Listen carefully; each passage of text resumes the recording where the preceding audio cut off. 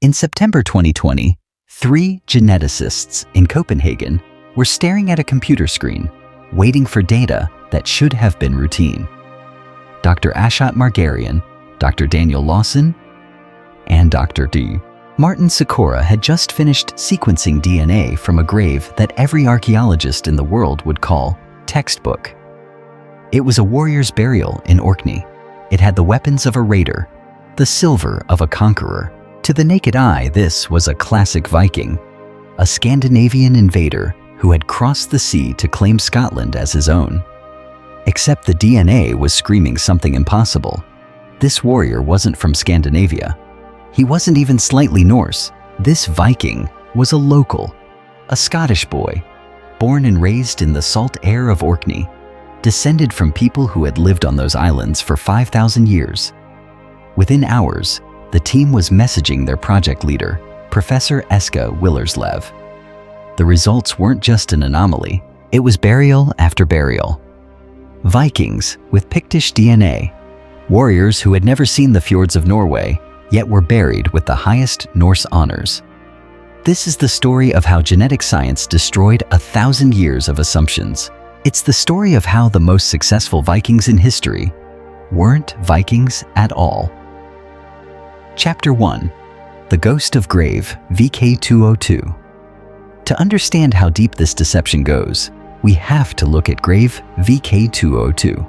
In the world of archaeology, this man was Viking royalty. He was buried in a furnished burial, the Norse version of being buried with your best gear. He had an iron spear, a bone-handled knife, a black shale whetstone to keep his blades sharp, and most importantly, half a silver penny from the Anglo-Saxon king Edmund, dated between 940 and 946 AD. This coin is the smoking gun. It places this man at the absolute peak of the Viking Age. If you were building a museum exhibit of a classic Viking, VK202 is the man you would choose. When we looked at the markers, the brain couldn't process it at first. His Y chromosome, the line that traces his father, wasn't Scandinavian. It was HLO group RA151. That is indigenous to the British Isles. It's been there since the Bronze Age. His mother's line, also local. Narrator. This wasn't a Viking who had married a local girl. This wasn't even someone of mixed heritage. This was a 100% indigenous Scotsman who had somehow become so Viking that he was buried with the weapons of the enemy. Chapter 2. The Nature Paper. That changed everything. The paper that dropped on that day had a dry academic title, Population Genomics of the Viking World. But hidden in the data tables was dynamite. This wasn't a small study. It was 442 ancient genomes from across Europe, the largest Viking DNA study ever conducted. 6 years of work, involving 80 authors from the world's most prestigious labs in Copenhagen, Cambridge, and Oxford. They found that Orkney wasn't an accident. They found genetically Pictish Vikings all over the Northern Isles. And here's the kicker. These fake Vikings often had better grave goods than the actual Scandinavians. Professor Eske Willerslev didn't mince words. He stated, "The history books will need to be updated." Narrator. Think about that. Scientists almost never use that phrase. They usually say, history requires nuance. But Willerslev said the books were wrong.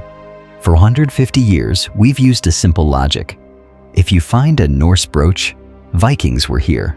If you find a Scandinavian sword, it's a Viking grave.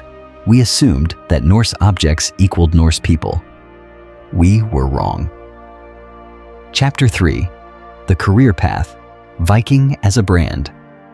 For a century and a half, we've been taught that Viking was a bloodline, an ethnicity, a specific group of blonde-haired, blue-eyed Scandinavians who descended like a storm upon Europe.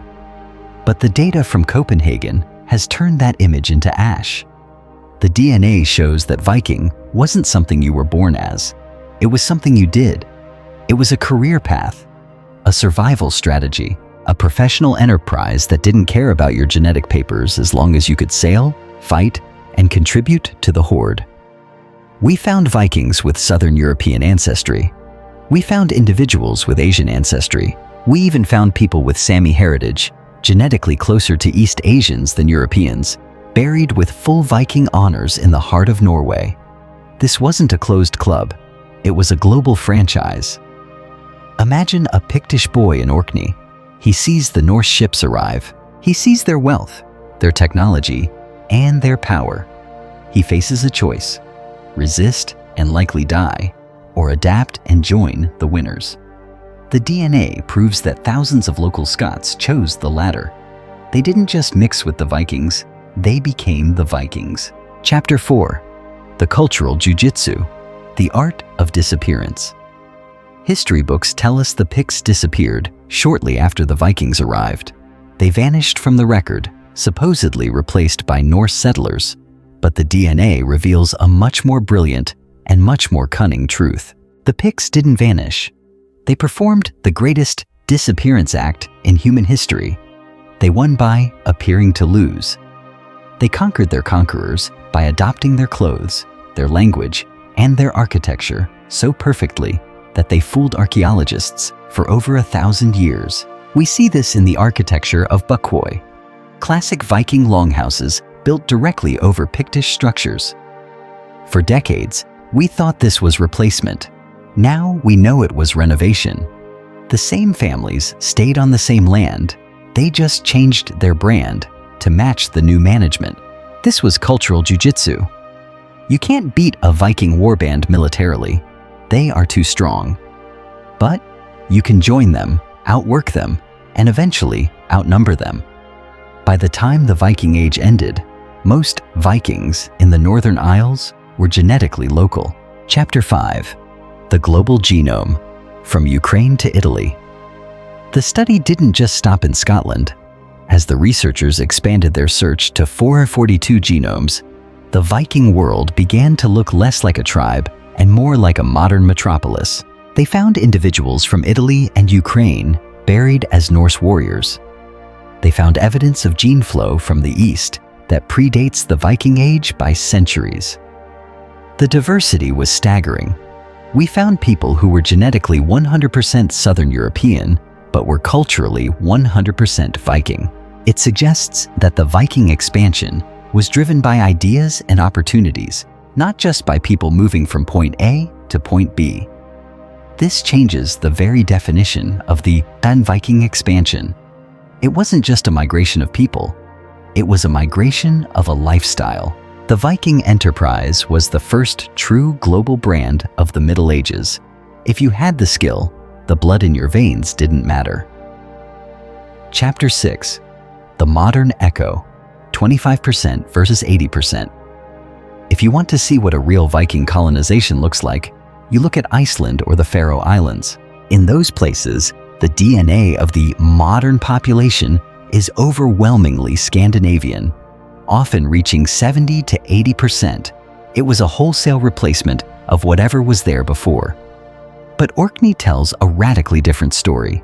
Today, the people of Orkney carry only 25 to 30% Scandinavian DNA.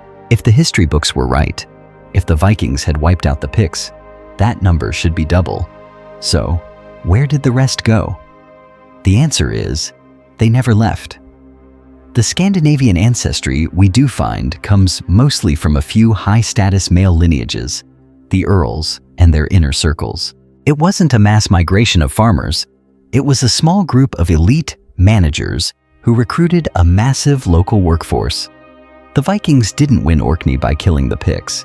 They won by hiring them. Chapter 7. The Revolutionary Role of Women. For a long time, we assumed Viking expansion was a men-only affair of raiding and pillaging. But the female graves tell an even more revolutionary story. In Orkney, archaeologists found women buried with high-status Norse oval brooches, the ultimate symbol of a Viking lady. We assumed these were Norwegian wives brought from the mainland. DNA says no.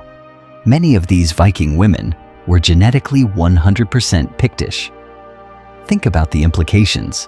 Pictish mothers were wearing Norse clothes, adopting Norse customs, and raising their children to speak Old Norse. They weren't just surviving, they were the primary architects of this new identity. They ensured their children would be Vikings, guaranteeing them a place in the New World Order. Chapter 8. The Plot Twist of History. This is the beautiful irony of Scottish history. The Picts supposedly disappeared.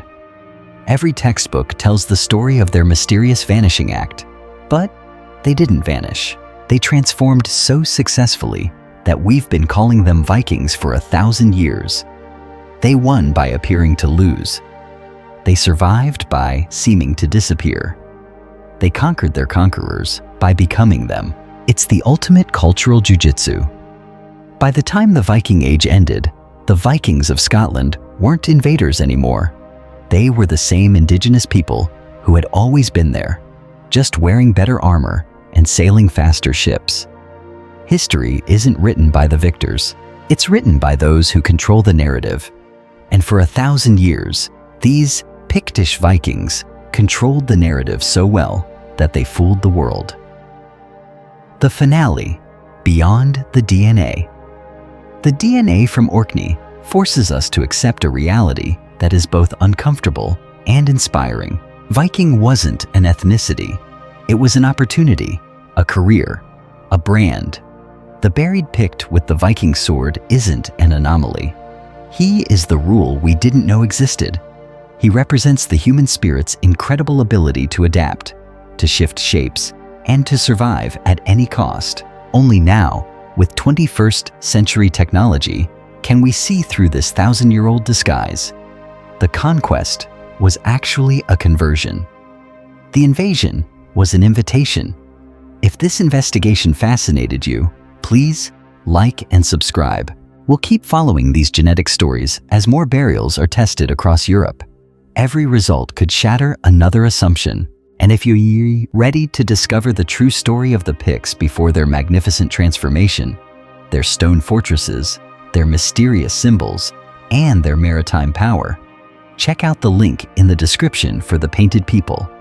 It's currently 65% off and includes an exclusive recipe collection based on what these warriors actually ate. Leave a comment below. Were the Picts geniuses for hacking the Viking identity, or did they lose their soul in the process? I'm Lost Origins, and this is where history meets the future. Thanks for watching.